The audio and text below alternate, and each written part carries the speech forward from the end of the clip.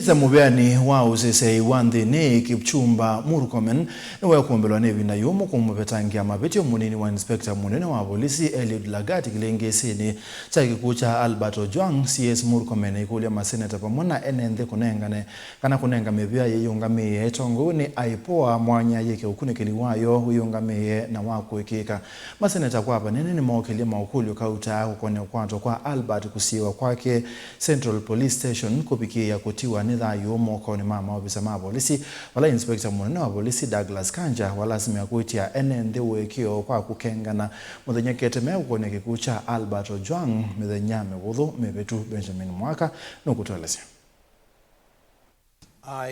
Kikaloniki cha umuthi IG Kanja vamwe na munene isalu DCI Mohamed Amin ni matetea muthanae munini wa Inspekta General Volisi Eliud Lagat kumanwa na musukumo wa aungamwe kuma Muviani na wakane kiwo kunyekeli kana asikatuwe Mavityo kotini kukonya moko maki Kilingiisini cha kikukino.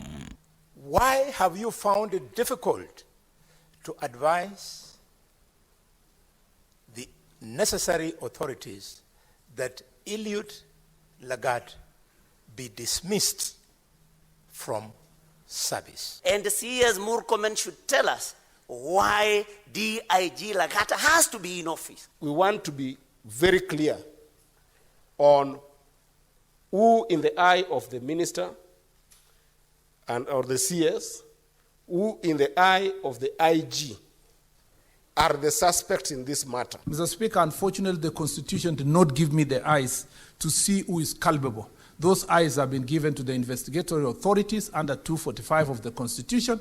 On this one, you can and you must do better. You must be the first person demanding answers before we even bring you here. And it is good the nation has seen the incompetence of CS Murkomen on this matter.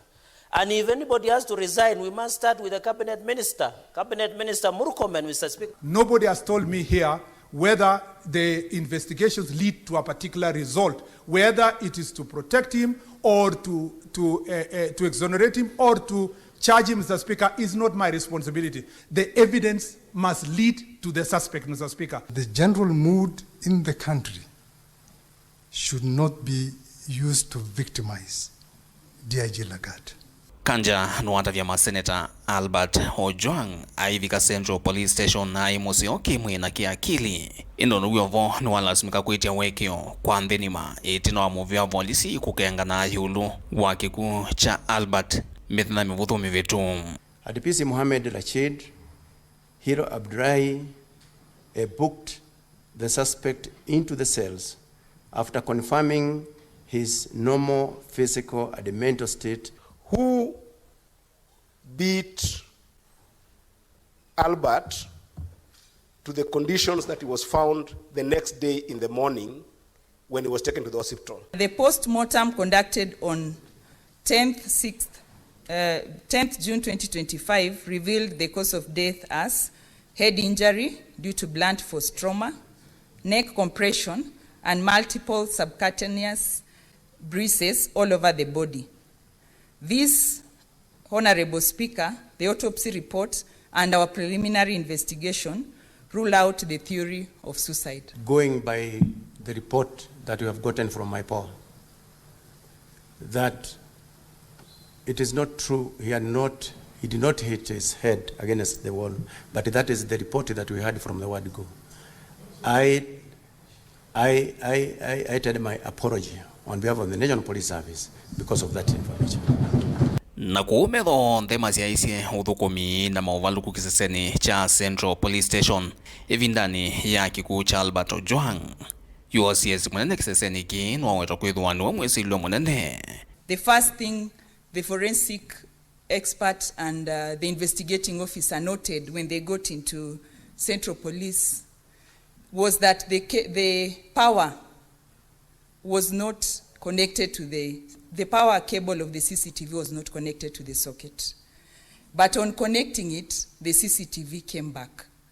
But on trying to review the previous day's events, there was nothing. So it is very clear that the CCTV was tampered with. Talam is the officer commanding Central Police Station. And from the totality of things, he should be treated as a prime suspect in the matter.